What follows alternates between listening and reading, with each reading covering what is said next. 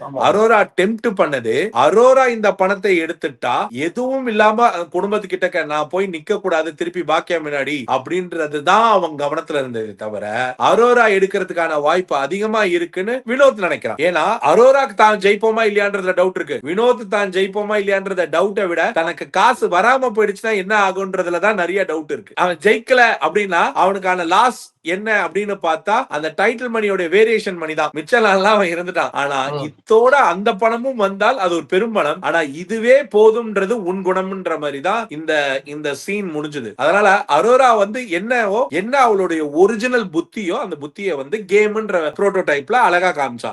என்ன இத கானா வினோத் மேல அப்ளை பண்ணது அவளுக்கு யார் இந்த வீட்ல காம்படிட்டிவ்லி ஸ்ட்ராங்ன்றது தெரியும். அரோராக்கு காம்படிட்டிவா ஸ்ட்ராங்கா இல்ல யாரால டைட்டில் அடிக்க முடியும்ன்றது அரோராக்கு கிளியரா தெரிஞ்சு போச்சு. அதனாலதான் அவனை டெம்ப்ட் பண்ணி ப்ரோவோக் பண்ணி அந்த ப்ரோவோக்க கரெக்டா கூட்டு ஒரு இடத்துல பேக்கெட் பண்ணி அந்த பேக்கெட்ல அதிகமா நம்ம ஆளுகிட்ட இருக்கிற ஒரே ஒரு பிரச்சனை என்னன்னா தன்னால் உறுதியா இறுதியை வெற்றி பெற முடியும் அப்படின்ற அந்த ஓவர் கான்பிடன்ஸ் இருக்குன்னு இங்க ஒன்னொன்னு சொன்னுச்சுல்ல அவன்கிட்ட அந்த ஓவர் கான்பிடன்ஸ் இல்லன்றதுலயும் மறுபடியும் அவன் நடிக்க தெரியாத நல்ல மனிதன். இவ தானே சொன்னா அவர் தான் ஜெயிச்சிடுவாருன்னு ஓவர் கான்பிடன்ட்லயும் பிஆர்லயும் இருக்கிறவன் ஏன்டா போயிட்டு போறான். இவன் மேலதானே பொலிட்டிக்கல் டிராயிங் வரைஞ்சாங்க. இவன் மேல தானே அந்த இன்னொரு விதமான ஒரு கேஸ்டிசம் டிராயிங் வரைஞ்சானுங்க. எல்லாத்தையும் வரைஞ்சாங்க. இது எல்லாமே இருக்கக்கூடிய இவனுக்கு இதை எதுக்கு எடுக்கணும்?